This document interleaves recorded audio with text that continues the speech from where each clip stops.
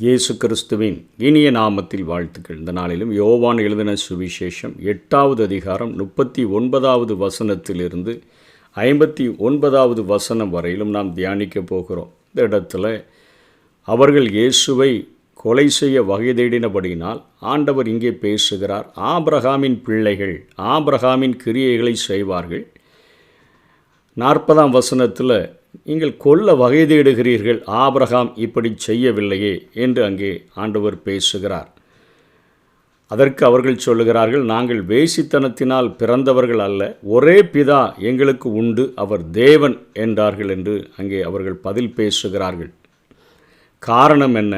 பழைய ஏற்பாட்டில் ஆண்டவராகிய அந்த தேவனை தவிர, யெகோவா தெய்வத்தை தவிர பிற தெய்வங்களை வழிபடுகிற வழிபாடுகளை வேசித்தனம் மற்றும் விபச்சாரம் போன்றது என்று சொல்லி ஆண்டவர் தீர்க்கர்கள் மூலமாக அவர்களுக்கு எச்சரித்து வந்ததை நாம் வேதத்திலே பார்க்க முடியும். எரேமியா 2வது அதிகாரம் 1ஆம் வசனத்தில், நீ போய் எருசலேம் செவிகள் கேட்கும்படி கூப்பிட்டு சொல்ல வேண்டியது என்னவென்றால், விதைக்கப்படாத தேசமாகிய வனாந்தரத்தில் நீ என்னை பின்பற்றி வந்த உன் இளவயதின் பக்தியையும் நீ வாழ்க்கைப்பட்ட போது உனக்கிருந்த நேசத்தையும் நினைத்திருக்கிறேன் என்று கர்த்தர் சொல்லுகிறார். ஆதி நாட்களில், இளமை நாட்களில் புதிதாய் திருமணம் முடித்தவர்கள் எத்தனையாய் நேசத்தோடு கூட இருப்பார்களோ, அதே போல நீ என்மேல் வைத்திருந்த நேசத்தை, நீ வாழ்க்கைப்பட்ட பொழுது உனக்கிருந்த நேசத்தை நான் நினைத்திருக்கிறேன் என்று கர்த்தர் சொல்லுகிறார். அத்தனையாக ஒரு கணவன் மனைவி போல அந்த உறவுகள் அவ்வளவு சீராக இருந்தது என்று சொல்லி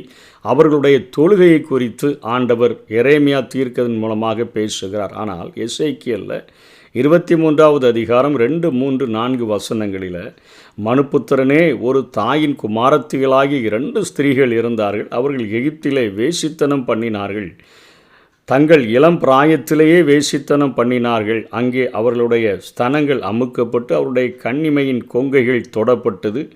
அவர்களில் மூத்தவள் பெயர் அகோலால், அவளுடைய தங்கையின் பெயர் அகோலிபால். அவர்கள் என்னுடையவர்களாகி குமாரனையும் குமாரத்திகளையும் பெற்றார்கள். இவைகளே அவர்களுடைய பெயர்கள். அகோலால் என்பதற்கு சமாரியா, அது இஸ்ரவேலின் தலைநகரை குறிக்கிறது. அகோலிபால் என்பதற்கு எருசலேம் என்று பொருள்படும். இங்கே இஸ்ரவேல் நாடானது சாலமோனுக்கு பிறகாக அது 2ஆக பிரிக்கப்பட்ட பின்பு 9 கோத்திரத்தை இஸ்ரவேல் நாடு என்று சொல்லி அதனை வடக்கு இஸ்ரவேலை, அது சமாரியாவை தலைநகராக கொண்டு ஆண்டார்கள். இங்கே யூதா என்று அழைக்கப்பட்ட அந்த பகுதியை எருசலேமை தலைநகராக கொண்டு 2 கோத்திரங்கள் அங்கே ஆட்சி செய்தது நமக்கு தெரியும். ஆகவே 2 தேசமுமே தொழுகைகளில் அவர்கள் என்னை மாத்திரம் தொழுகை செய்யாமல் அவர்கள் கானானிய தெய்வங்கள், மற்ற செழிப்பின் தெய்வங்களை, அதே போல் தம்முசை, அதே போல் சூரிய வழிபாடுகள், இவைகள் எல்லாவற்றையும் அவர்கள் செழிப்பின் தெய்வங்கள் எல்லாவற்றையும் கொண்டு வந்து அவர்கள் வழிபட ஆரம்பித்து விட்டார்கள். அவர்கள் வேசித்தனம் பண்ண ஆரம்பித்து விட்டார்கள். அவர்கள் விபச்சாரம் செய்ய ஆரம்பித்து விட்டார்கள் என்று சொல்லி ஆண்டவர் எசேக்கியேல் தீர்க்கதரிசியின் மூலமாக எச்சரிக்கிறார். ஓசியா 1:2 கர்த்தர் ஓசியாவை கொண்டு உரைக்கத் தொடங்கின போது கர்த்தர் ஓசியாவை நோக்கி, நீ போய் ஒரு சோர ஸ்திரீயையும் சோர பிள்ளைகளையும் முன்னிடமாய் சேர்த்துக்கொள், தேசம் கர்த்தரை விட்டு விலகி சோரம் போயிற்று என்றார். ஆண்டவரை, சிருஷ்டிகரை தொழுது சேவியாமல் சிருஷ்டியை தொழுது சேவிக்கிற எந்த ஒருவரையும் அங்கே வேதம் அழைக்கிற வார்த்தை விபச்சாரம் செய்கிறவர்கள், வேசித்தனம் பண்ணுகிறவர்கள்.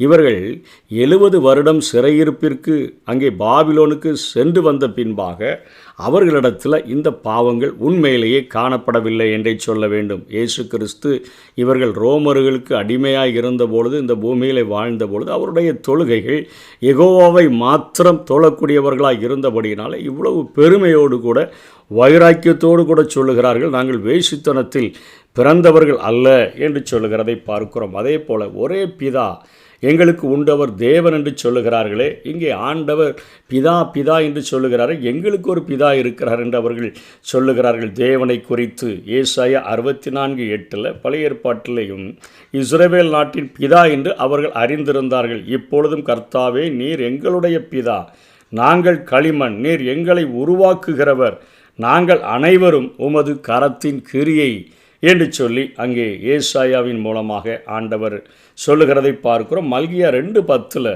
நம்ம எல்லாருக்கும் ஒரே பிதா இல்லையோ, ஒரே தேவன் நம்மை சிருஷ்டித்ததில்லையோ, நாம் நம்முடைய பிதாக்களின் உடன்படிக்கையை பரிசுத்த குலைச்சலாக்கி அவனவன் தன் தன் சகோதரனுக்கு துரோகம் பண்ணுவானேன். அவர்கள் யெகோவா தெய்வத்தை பிதா என்று அறிந்திருந்தார்கள், அப்படித்தான் அழைத்தார்கள். அதை இங்கே இயேசுவினிடத்தில் அவர்கள் சொல்லுகிறார்கள். இயேசு அவர்களை நோக்கி, தேவன் உங்கள் பிதாவாக இருந்தால், ரெண்டும் ஒன்று தான், யெகோவாவாகிய தேவனை நீங்கள் பிதா என்று அறியாமல் சொல்லுகிறீர்கள். நான் அங்கிருந்து தான் இறங்கி வந்திருக்கிறேன். நீங்கள் அவரை பிதா என்று நீங்கள் அழைத்தால் என்னிடத்தில் அன்பாயிருப்பீர்கள். ஏனென்றால் நான் தேவனிடத்திலிருந்து வந்திருக்கிறேன், நான் சுயமாய் வரவில்லை, அவரே என்னை அனுப்பினார் என்று சொல்லுகிறதை பார்க்கிறோம். ஆதி முதல் சொல்லியிருக்கிறவர் தான் என்று சொன்னாரே, அதை அவர்கள் அதிகமாக அவர்களால் திராணியை ஆராய்ந்து பார்க்க முடியாதபடி அவர்களுடைய பெருமைகள் அவர்களை தடுத்து நிறுத்தினபடியினாலே அவர்கள் இத்தனையாய் அறியாமையில் பேசுகிறதை பார்க்கிறோம். அவர்கள் தங்களை தேவனுடைய பிள்ளைகள் என்று சொன்னார்கள். ஆனால் அவர்களுடைய கிரியைகள் அதற்கு ஒத்து வரவில்லை. இன்றைக்கும் அநேகர் தங்களை கிறிஸ்துவை பின்பற்றுகிற கிறிஸ்தவர்கள் என்று சொன்ன போதிலும் கூட அவர்கள் தங்களுடைய கிரியைகளினால் தேவனை மறுதலிக்கிறவர்களாக வாழ்கிறார்கள். ஆனால் பெருமையாக அப்படி சொல்லுகிறதற்கு விரும்புகிறதை நாம் பார்க்க முடியும். அவர்கள் கர்த்தராகிய இயேசு கிறிஸ்துவை நேசிக்கிறார்களா? இல்லை என்றால் என்ன சொல்லி கொண்டாலும் அவர்கள் தேவனுடைய பிள்ளைகள் அல்ல. கர்த்தராகிய இயேசு கிறிஸ்துவை நேசிப்பது என்றால் என்ன என்று சொல்லி இங்கே யோவான் 14வது அதிகாரம் 15ஆம் வசனத்தில் இயேசு சொல்கிறார், நீங்கள் என்னிடத்தில் அன்பாயிருந்தால் என் கற்பனைகளை கைக்கொள்ளுங்கள் என்று சொல்லுகிறதை பார்க்கிறோம். 14:23 ஒருவன் என்னில் அன்பாயிருந்தால் அவர் என் வசனத்தை கைக்கொள்வான், அவனில் என் பிதா அன்பாயிருப்பார், நாங்கள் அவனிடத்தில் வந்து அவனோடே வாசம் பண்ணுவோம். நீங்கள் என்னிடத்தில் அன்பாயிருந்தால் என் கற்பனைகளை கைக்கொள்ளுங்கள். அன்பாயிருக்கிறேன் என்று சொல்லுகிறவன் என் கற்பனைகளை கைக்கொள்ளுவான், வசனத்தை கைக்கொள்ளுவான், அவனிடத்தில் என் பிதா அன்பாயிருப்பான், நாங்கள் 2 பேருமே வந்து அவனோடு கூட வாசம் பண்ணுவோம் என்று இயேசு பேசுகிறார். 14:24 என்னில் அன்பாயிராதவன் என் வசனங்களை கைக்கொள்ள மாட்டான். நீங்கள் கேட்கிற வசனம் என்னுடையதாயிராமல் என்னை அனுப்பின பிதாவினுடையதாயிருக்கிறது. உங்கள் பிதா என்று சொல்லுகிறீர்களே, அவர்தான் என்னுடைய பிதா என்று இயேசு பேசுகிறதை பார்க்கிறோம். இயேசுவை நேசிக்காமல் தேவனை நேசிப்பது இயலாத காரியம் என்கிற கருத்துக்களை இயேசு சொல்லி கொண்டிருக்கிறார். வசனம் 43 வசனத்தை ஏன் அறியாமல் இருக்கிறீர்கள்? உபதேசத்தை கேட்க மனதில்லாதிருக்கிறதினால் அல்லவா? அவர்களுக்குள்ளாக பெருமை வந்து விட்டபடியினால் ஆண்டவராகிய இயேசு கிறிஸ்துவினுடைய உபதேசத்தை அவர்கள் கேட்க மனதில்லாமல் இருக்கிறபடியினால் ஆண்டவர் ஆவிக்குரிய ரீதியில் அவர்களை பார்த்து சொல்லுகிறார், செவிடர், குருடர் மற்றும் மரித்து போனவர்கள் அவர்கள் இருளை விரும்பக்கூடியவர்களாக இருக்கிறார்கள், தேவனுடைய நியாய தீர்ப்பு அவர்கள் மேல் இருக்கிறது என்று சொல்லி ஆண்டவர் அங்கே அவர்களை எச்சரிக்கிறதை பார்க்கிறோம். சரீர பிரகாரமாக ஆபிரகாமின் பிள்ளைகளாய் இருந்தார்கள், ஆனால் ஆவிக்குரிய பிரகாரம் அவர்கள் சாத்தானின் பிள்ளைகளாய் இருந்தார்கள். சாத்தானுக்கு கீழ்ப்படிந்தார்கள், அநேக வழிகளில் அவனை போல் இருந்தார்கள். இன்றைக்கும் நம்முடைய ஒரு பிறப்பு ஒருவேளை கிறிஸ்தவ குடும்பத்தில் பிறந்து கிறிஸ்தவர்களாக இருந்தாலும் நம்முடைய கிரியைகள் எப்படிப்பட்டதாக இருக்கிறது? இன்றைக்கி சரீரப்பிரகாரமாக நாம் ஆண்டவருடைய பிள்ளைகள் என்று அழைக்கப்பட்டாலும் ஆவிக்குரிய பிரகாரமாக நம்முடைய கிரியைகள் எப்படி இருக்கிறது என்பதை தேவன் அறிகிறவராக இருக்கிறார். நம்முடைய கிரியைகள் அவருடைய வசனத்துக்கு கீழ்ப்படியாமல் இவர்களைப் போல கொலை செய்ய வகை தேடுகிறதும் ஆண்டவரை மறுபடியும் சிறுவையில் அறைகிற செயல்களாக இருக்கும் என்று சொன்னால் நாமும் சாத்தானுடைய பிள்ளைகளாகவே வாழ்கிறோம் என்று சொல்லி அர்த்தம். இங்கே ஆண்டவர் சாத்தானினுடைய 2 ஸ்பாவங்களை அவர்களுக்கு எடுத்து காட்டுகிறார். ஆதியிலிருந்தே அவன் மனுஷ கொலைபாதகனாய் இருக்கிறான், அவன் மகா பொய்யன் என்று சொல்லுகிறதை பார்க்கிறோம். ஆதாம் ஏவாள் இடத்துல பொய் சொல்லி தேவனுடைய சாயலின்படி தேவனுடைய ரூபத்தின்படி இருந்தவர்களை அவன் வஞ்சித்தான். அங்கே ஆண்டவரையே சந்தேகிக்க அளவிற்கு அவர்களிடத்தில் பொய்யை சொன்னான். அதே போல் முதல் தம்பதிக்கு பிறந்த அந்த ஆபேலை காயினை கொண்டு அவன் கொலை செய்தான். ஆதி முதல் தகப்பன் தாய்க்கு பிறந்த பிள்ளைகளையே அவன் மூத்தவன் எழும்பி 2வது மகனை கொலை செய்கிற அளவிற்கு அவன் மனுஷ கொலைபாதகனாய் இருந்தான். முதல் தம்பதியினரிடத்திலே அவன் பொய் சொன்னான். அவர்களை தேவனையே சந்தேகிக்க வைத்து அவர்கள் பெற்றிருந்த அனைத்து ஆசீர்வாதங்களையும் ஆளுகைகளையும் அதிகாரங்களையும் இழந்து போக பண்ணினான் என்பதை ஆண்டவர் நினைவுபடுத்துகிறார். ரோமர் 5ஆம் அதிகாரம் 12ஆம் வசனத்தில் இப்படியாக ஒரே மனுஷனாலே பாவமும் பாவத்தினாலே மரணமும் உலகத்திலே பிரவேசித்தது போலவும் எல்லா மனுஷரும் பாவம் செய்தபடியால் மரணம் எல்லாருக்கும் வந்தது போலவும் இதுவும் ஆயிற்று என்று பார்க்கிறோம். தேவனை பற்றி, கிறிஸ்துவை பற்றி, இன்றைக்கும் ரட்சிப்பை பற்றி, மதத்தை பற்றி பொய் சொல்லிக்கொண்டே இன்றைக்கு சாத்தான் மக்களை தூண்டிவிட்டு கிரியை செய்து கொண்டிருக்கிறான். கிறிஸ்துவா அவர் வேறு, அவர் மற்றவர்களுக்கு சொந்தமானவர். அவர் மதத்தை ஸ்தாபிக்க வரவே இல்லை. அவர் ஒரு மார்க்கத்தைத்தான் அவர் சொன்னார். நானே வழியும் நானே சத்தியமும் ஜீவனுமாய் இருக்கிறேன்.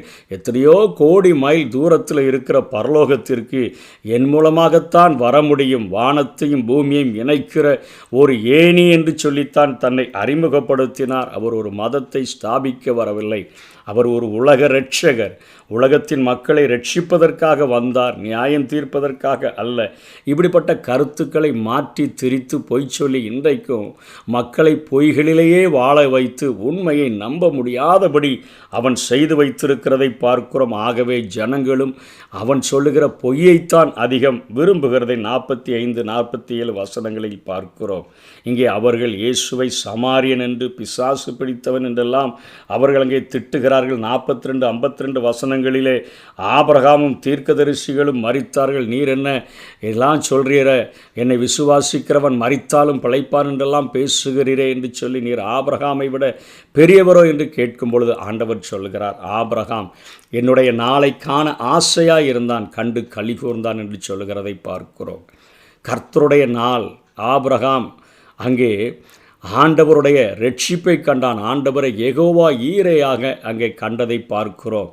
என்ன, ஆபிரகாம் தன்னுடைய ஒரே பேரான குமாரனை பலி செலுத்தும்படியாய் தனக்கு நியமிக்கப்பட்ட மலைக்கு சென்ற பொழுது அவனை கிடத்தி, விறகுகளின் மேலே கிடத்தி அங்கே கத்தியை ஓங்கின பொழுது அங்கே தேவன் அவனோடு கூட இடைப்பட்டு சொல்லுகிறார், ஆபிரகாமே ஆபிரகாமே உன்னுடைய பிள்ளையாண்டான் மேலே கையை போடாத. அந்த நேரத்தில் அங்கே புதரிலே சிக்கி கொண்டிருந்த ஒரு ஆட்டை கண்டு அதை கொண்டு வந்து ஆண்டவருக்கு பலி செலுத்தினான் என்று பார்க்கிறோமே. உன்னுடைய குமாரனை பலி செலுத்த வேண்டிய இடத்துல என்னுடைய ஒரே பேரான குமாரனை நான் பலி செலுத்தும்படியாய் தந்திருக்கிறேன் என்கிற ரட்சிப்பின் நாளை, அந்த கிருபையின் நாளை அவன் கண்டான். தன்னுடைய மகனை அப்படியே உயிரோடு திரும்ப பெற்றுக்கொண்டான்.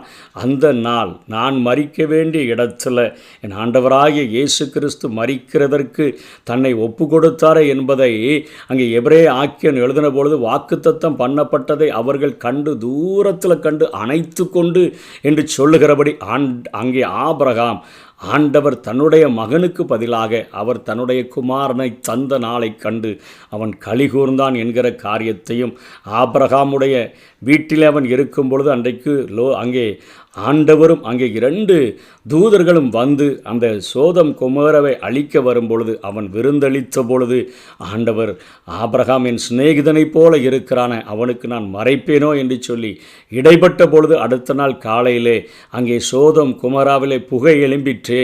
நியாய தீர்ப்பின் நாளையும் அங்கே ஆபிரகாமுக்கு நினைவுபடுத்தினதை பார்க்கிறோம். அவருடைய ரட்சிப்பின் நாளையும் அவருடைய முதல் வருகையினுடைய காரியத்தையும் 2 வருகையிலே நடக்கக்கூடிய 2வது நியாய தீர்ப்பின் நாட்களையும் அவனுக்கு வெளிப்படுத்தினதை பார்க்கிறோம். அவர்களுக்கு இன்னும் கோபம் வந்துருச்சு, உனக்கு இன்னும் 50 வயது கூட ஆகலையே, நீ ஆபிரகாமை முன்னை பார்த்தான் கண்டு கலிகூர்ந்தான் என்று சொல்லுகிறாய் என்று சொன்ன பொழுது ஆண்டவர் நான் இருக்கிறவராகவே இருக்கிறேன் என்கிற காரியத்தை மறுபடியும் இங்கே சொல்லுகிறார். நான் ஆதி முதல், நான் ஆபிரகாமுக்கு முன்னமே, உண்டாகிறதற்கு முன்னமே நான் இருக்கிறேன் என்று 58ஆம் வசனத்தில் அவர் அங்கே சொல்லுகிறார். ஆண்டவராகிய இயேசு கிறிஸ்து இதை சொன்ன பொழுது அவர்கள் கைகளிலே கல்லுகளை எடுக்கிறார்கள். நேரம் வராதபடியினாலே அவர் அவர்களை விட்டு மறைந்து போனார் என்கிற காரியத்தை பார்க்கிறோம். இந்த அதிகாரத்தில் அவர்களுடைய தொழுகைகள் சுத்தமாக இருந்தது என்று சொன்ன போதிலும் அவருடைய பெருமைகளின் நிமித்தமாக ஆண்டவரையே பிதாவையே மறுதலிக்கக்கூடியவர்களாக அவர்கள் ஆச்சாரங்களை கடைபிடித்தார்களே ஒழிய யாருக்காக ஆராதனை செய்கிறோமோ அவரை விட்டு விட்டார்கள். அவரை பிதா பிதா என்று சொல்லி உறவு கொண்டாடினார்களே ஒழிய யாரை பிதா என்று அழைக்கிறோம் என்றே தெரியாமல் இயேசுவின் மூலமாகத்தான் பிதாவை நெருங்க முடியும் என்கிற காரியத்தை அவர்கள் மறந்து போனார்கள். நேசிக்கிறேன் நேசிக்கிறேன் என்று சொல்லுகிறார்கள்.